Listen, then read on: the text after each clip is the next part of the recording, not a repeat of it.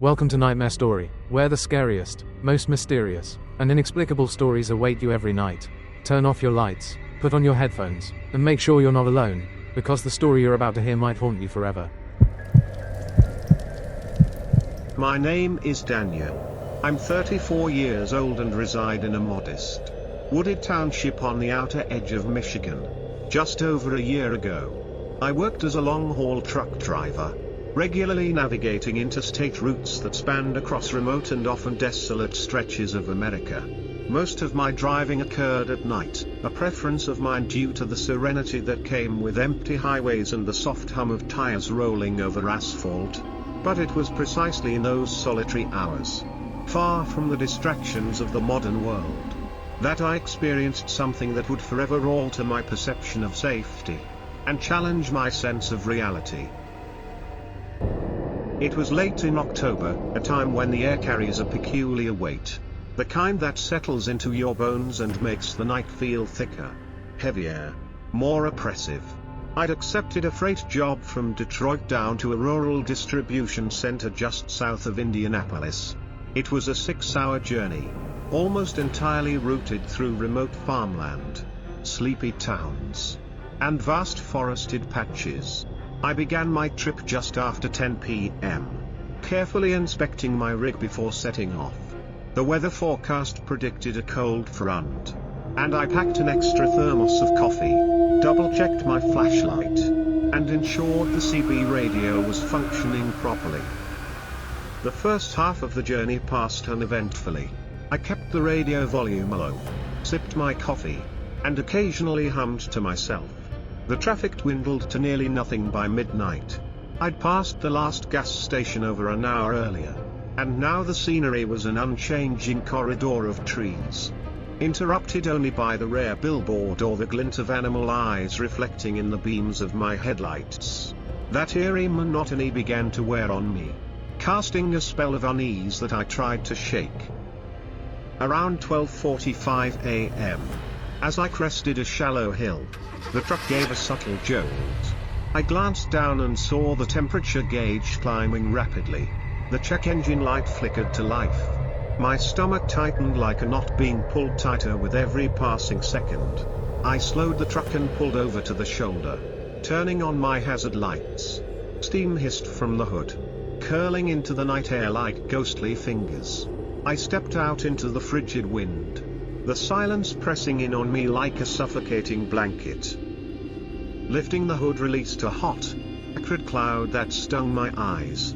I poured what little water I had into the radiator, but it didn't help. The metal groaned beneath my hands, as though the truck itself was warning me of something far worse than mechanical failure. I pulled out my phone, no signal. Of course. I tried the CB radio, but it fizzled with static, offering no solace. I stood next to the rig for about 20 minutes, illuminated only by the hazard lights and the indifferent glow of the moon. Just as I was about to retrieve my emergency kit from the back compartment, a pair of headlights appeared on the road ahead. A surge of hope washed over me. I waved both arms, signaling for assistance, relief already blooming in my chest. The vehicle slowed, a battered black sedan with mismatched panels and a long scrape down one side. It pulled in behind my truck. The driver, a man probably in his 60s, stepped out. He was tall and wiry, wearing a faded hunting jacket and a ball cap. His movements were deliberate, too smooth for someone his age. He gave a polite nod and said in a gravelly voice, "Trouble with the engine?" "Yes. Overheating and no reception," I replied. He nodded thoughtfully and motioned toward the trunk. "Got tools? Let me take a look." Something about him seemed off. His eyes were too alert, too focused, scanning me with clinical precision. As he opened his trunk, I glanced through the sedan's windows.